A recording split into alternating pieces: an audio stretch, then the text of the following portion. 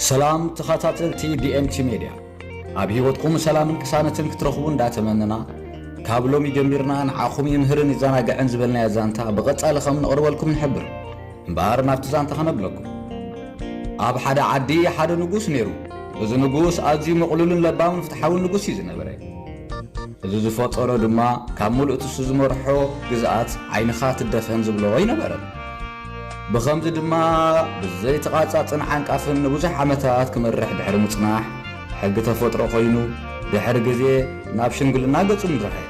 كابزنيني دما كمرح زخل خويني تسمع سلازي دما يو قرم بسلام ناب عدس غيرو مخاد نعو تكيو لكع كمتناتو غيرو بحق مفتحن كمرح زخل سب مريصختك زوسنه شعوت نغوس حد حساب مصو نبمل امنه منسيات ناي تعدى اكيبو حدا بسلون حق أنيان سب نمركاب موشعوت سلطان عخركو وزول مدر كم حساب دما نتم كل من السياس ما بيت منقصو صوعهم كم زخبل دما تزاربي أنا ننوح زبلا عمتات بسلام نحزبي زقلقلكم مرحي حجقين كم زترئين زلخم شمقيلي استرفن عدم بسلام استماغيري قريبا تناسيحنا وحد خلنا كخيري يزدلي سلازي دما حدا خابخم زتكأني أقديمه خشيم وسين اللخم نخلكم حد عين سراح كوهبكم تزوهبكم سراح بصفتن بزقبان حيزلو يزمصد مايو زتكعني بلو بدحر زتنقص نخلهم حانت فرزرئي هبا لتزرئزي اوشت 4 ورحي ابقيلو اشويتو زمص علي سب بدرجه عبيتن صبقنا يتتخل مزينه دماي نحادخ شيء بلو شو من ساعات حانتي زرقهم حزوم ما بيتهم تمرسو كلهم دما بوغنهم فريقهم كبقلو توايل كبقلو لهم دما جمره خوينو ግን ሓደ መንሰይ ምንን ክበቅለሉ ይካለን ኣዝዩ ሓዘን እንተባሳጨወ ብወገና ኣዲኡ ክትሕግዘ ትኽእል ኮይና እውን ተወከሳ ኣዲኡ እውን ፈትነት እታ ዘርኢ ግን ክትበቅሎ ኣይከኣለት መዓልትን ከልብን ከይፀዋዓካ የሚሞፅእ ከም ዝበሃል መንሰይ ዝተዋሃቦም ግዜ ኣኸለ ኩሎም ድማ ዘብቀልዎ ተኽሊ ሒዞም ናብ ቤተ መንግስቲ ምርሑ ወዮም ቃል ዝኣቤቶ መንሰይ ከመይሉ ገጽ ንጉስ ከም ዝርኢ ሓርቦቱ ኣዝዩ ተጨነቀ ነዲኡ ድማ ተወከሳ ኣዲኡ ወገና ኣጆኻ ዝወደይ ንስኻት ንጉስ ዝሃበካ ስራሕ ብቑና ልቢ ፈቲንካ ኢኻ ግን ኣይኮነልካን ስለዚ ነቲ ዝሃበካ ዘርኢ ጥራሕ ሕዝካ ልኸይድ በሎ ከምኡ ድማ ገበረ ንጉስ ተቐረበ መንሰያት ተተኺሎም ሒዞም ተሰርዑ በብሓደ እንዳዘረ ድማ ክሪኦ ጀሚሩ ብጣዕሚ ደስ ዘብል ኩለኹም ጽቡቕ ኮይኑልኩም ብጣዕሚ ንፉዓት ኢኹም ልዕሊ ትብታተይ ሰሪዕኹም ድማ በሎ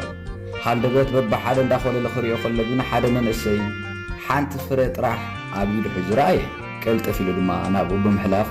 ንምንታይ እታ ዘርኢ ከም ዘላ ተሒዝዋ ከም ዝተመልሰ ሓተቱ ወየ መንእሰይ ከም ዝኽብል ድማ መለሰሉ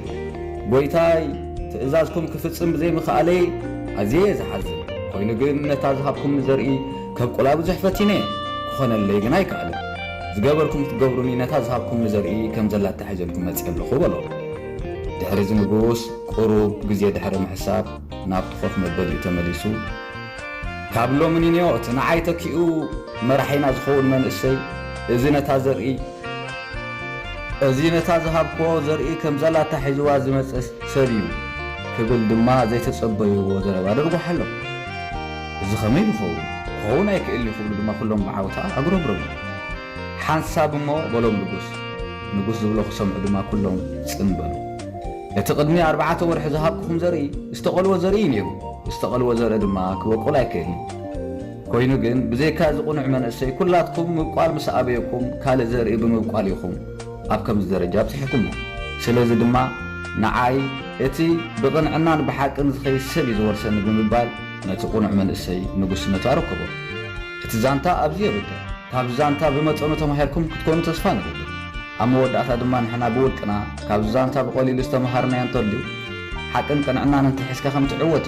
ሓቀኛታት ንኹን ክንዕወት ንፈትን ዓወትና ግን ብዋጋ ካልኦት ሰባት ክኸውን ኣይንድለይ ዘይምፍታን ሽግር እዩ ፈቲንካ ምዃንታ ኣቢካ ግን ካልእ ሲትረፍ ነታ ናብ ዓወት ተብፅሕ መንገዲ ፈሊጥካ ኣለኻ ሰሰናይ ንዓኹም ኣብ ካልእ ብዛንታ ይረኽበና ኣዳላዊ ዳብል ኤስ